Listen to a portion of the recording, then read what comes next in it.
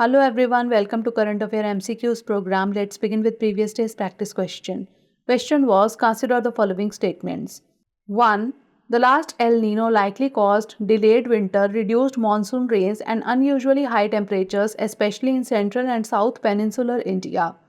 2. The evenly distributed rains, both spatially and temporally, have resulted in a larger area being planted with major kharif crops like paddy, pulses, maize and oil seeds. 3.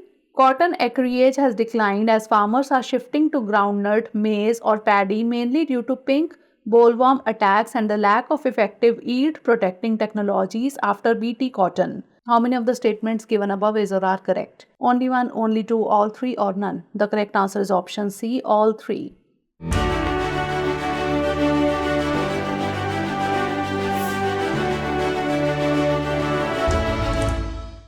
The last El Nino from April 2023 to May 2024 likely caused delayed winter, reduced monsoon rains and unusually high temperatures, especially in central and south peninsular India. Hence, statement 1 is correct. The evenly distributed rains, both spatially and temporally, have resulted in a larger area being planted with major kharif crops like paddy, pulses, maize and oil seeds. Hence, statement 2 is correct. Cotton acreage has declined as farmers are shifting to groundnut, maize or paddy mainly due to pink bollworm attacks and the lack of effective yield protecting technologies after Bt cotton. Hence, statement 3 is correct. Hence, option C is the correct answer. Now, before we start today's episode, we have an announcement for you. Drishti IAS is offering flat 40% discount on all online pen drive courses, DLP and test series. To avail this discount, follow the link given in the description below. Now let's start today's episode. First question is, which one of the following best describes Tell Amer, which has been seen in the news recently? An ancient city in Egypt known for its pyramids, a significant archaeological site in Gaza, a historical site in Syria known for its ancient temples, or a famous Roman stadium located in Turkey? The correct answer is option B, a significant archaeological site in Gaza. Tell Amer, located in the Gaza Strip, is an ancient Christian monastery dating back to the 4th century CE. Founded by Hilarion the Great, it is recognized as one of the earliest and largest monastic communities in the Middle East. The site contains extensive ruins, including 5 successive churches, bath and sanctuary complexes, geometric mosaics, and an expensive crypt. Hence, option B is the correct answer. Next question, consider the following pairs, country and joint exercise. 1. India-Bangladesh exercise Sampriti. 2. India-USA Ajay Warrior. 3. India-UAE Al-Nagaha. Which of the pairs given above is or are correctly matched? 1 only, 1 and 2 only, 2 and 3 only, or 1, 2 and 3? The correct answer is option A, 1 only.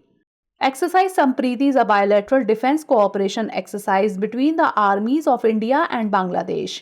Hence, pair 1 is correctly matched. Ajay Warrior is a bilateral military exercise between India and the UK. Hence, pair 2 is not correctly matched. Exercise Al-Nagaha is a joint military exercise between India and Royal Army of Oman.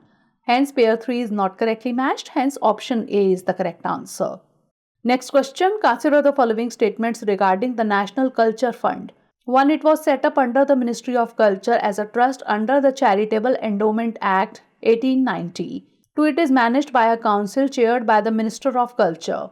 Which of the statements given above is or are not correct? 1 only, 2 only, both 1 and 2, or neither 1 nor 2? The correct answer is option D, neither 1 nor 2. That is, both the statements are correct. The National Culture Fund was set up by the Government of India Ministry of Culture as a trust under the Charitable Endowment Act 1890. Hence, statement 1 is correct. It is managed by a council which is chaired by the Minister of Culture. Hence, statement 2 is correct. It serves as a financing mechanism for enabling donor or sponsor institutions to support the protection, restoration, conservation, and development of India's rich tangible and intangible culture and heritage. Hence, option D is the correct answer. Next question, consider the following statements regarding skill development initiatives in India.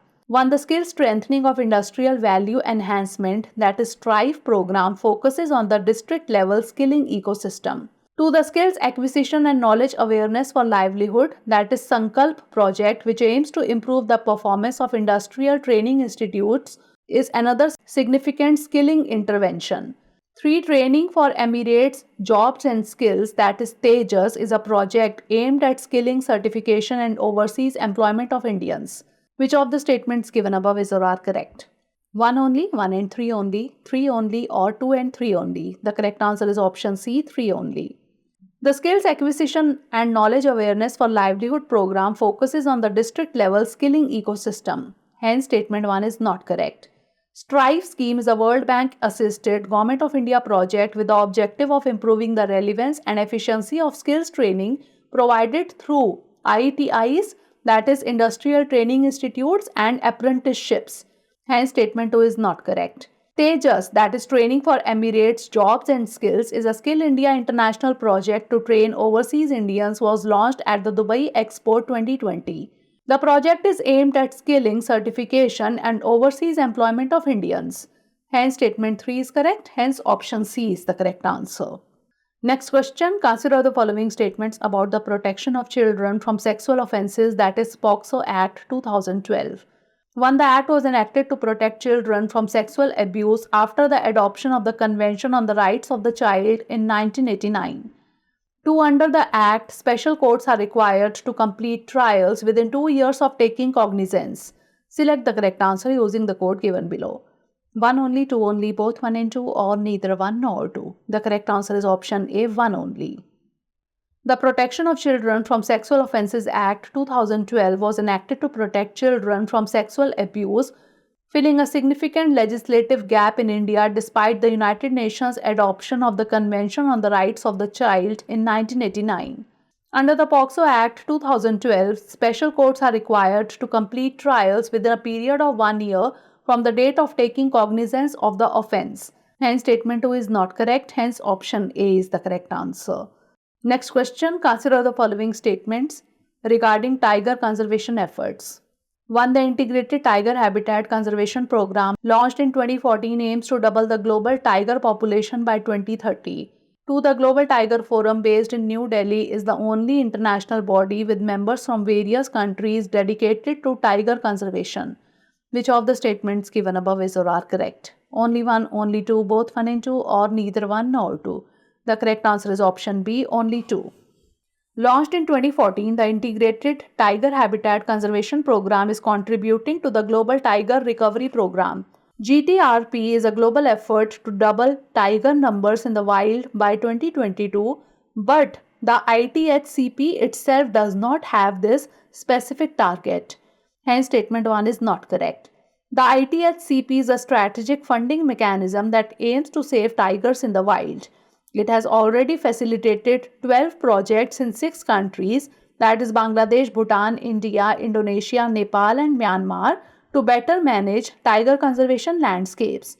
The Global Tiger Forum was established in 1993, is located in New Delhi and is the only international body dedicated to tiger conservation. Hence, statement 2 is correct. Hence, option B is the correct answer.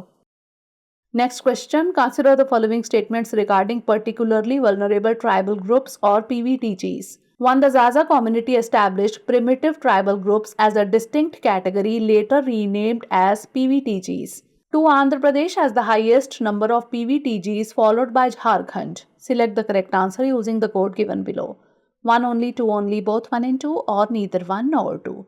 The correct answer is option D, neither 1 nor 2. PVTGs. In 1973, the Debhar Commission established primitive tribal groups as a distinct category. In 2006, the Government of India renamed the PTGs as PVTGs. Hence, statement 1 is not correct. Odisha has the highest number of PVTGs with 15, followed by Andhra Pradesh with 12, Bihar and Jharkhand 9, Madhya Pradesh and Chhattisgarh 7, Tamil Nadu 6, and Kerala and Gujarat 5 each. Hence, statement 2 is not correct. Hence, option D is the correct answer. Next question, regarding World Environment Day, consider the following statements. 1. It was established by the United Nations General Assembly to mark the first day of the Stockholm Conference on the Human Environment, 1972. 2. It is organized every year by the Worldwide Fund for Nature. 3. The first World Environment Day was celebrated with the theme Land Restoration, Desertification and Drought Resilience. How many of the statements given above is or are correct? Only one, only two, all three, or none? The correct answer is option A, only one. World Environment Day was established by the United Nations General Assembly to mark the first day of the Stockholm Conference on the Human Environment, 1972. Hence, statement 1 is correct. It is organized every year by the United Nations Environment Programme. Hence, statement 2 is not correct. The first World Environment Day was celebrated with the theme Only One Earth. Hence, statement 3 is not correct. Hence, option A is the correct answer. Next question. Dark oxygen recently in the news is most appropriately defined as: oxygen is produced by photosynthesis in shallow waters, oxygen from organic decomposition in surface layers, oxygen in the abyssal zone where sunlight can't reach is possibly produced by polymetallic nodules, or oxygen is trapped in ice and released as it melts. The correct answer is option C. Oxygen in the abyssal zone where sunlight can't reach is possibly produced by polymetallic nodules. Dark oxygen refers to oxygen observed in the abyssal zone of the ocean where sunlight is insufficient for photosynthesis. Scientists noted an unexpected increase in oxygen concentration in these areas and hypothesized that polymetallic nodules might be responsible for this phenomenon by transporting electric charges that split water molecules, releasing oxygen. This discovery is distinct from the other sources of oxygen such as photosynthesis in shallow waters or organic decomposition in surface layers, which are well understood and not applicable to the dark, deep ocean environment. Hence, option C is the correct answer. Last question. Consider the following statements about the Meridional Overturning Circulation or MOC. 1. It transports warm, salty water from the South Atlantic to the Nordic seas. 2. The entire circulation cycle of the MOC is known as the oceanic conveyor belt, which is extremely fast. Which of the above statements is or are correct? Only one, only two, both one and two, or neither one nor two? The correct answer is option A, only one. The MOC is a crucial component of global ocean circulation, moving water, heat, salt, carbon, and nutrients primarily in the north-south direction within and between ocean basins. It plays a vital role in regulating the Earth's climate. In the Atlantic Ocean, warm and salty surface water is transported from the South Atlantic towards the Nordic seas near Greenland, England, and northern Canada. Hence, statement 1 is correct. Here, it cools, becomes denser, and sinks to form deep water currents that flow southwards towards Antarctica. The entire circulation cycle of the MOC, also known as the oceanic conveyor belt, is extremely slow. It takes approximately 1000 years for a parcel, any given cubic meter of water, to complete its journey along the belt. Hence, statement 2 is not correct. Hence, option A is the correct answer. Now moving on to practice question. Consider the following statements. 1. Waqf is the permanent dedication of movable or immovable properties for religious, pious, or charitable purposes as recognized by Muslim law. 2. Waqfs along with trust are regulated under the Indian Trust Act 1882. 3. A Waqf board is a legal entity capable of acquiring, holding, and transferring property and can sue and be sued in court. How many of the statements given above is or are correct? Only one, only two, all three, or none? Send the answer of this question in the comment section. Stay tuned for the next episode. Thanks for watching. For more informative content, like, share, and subscribe. And do not forget to press the bell icon to get the notifications.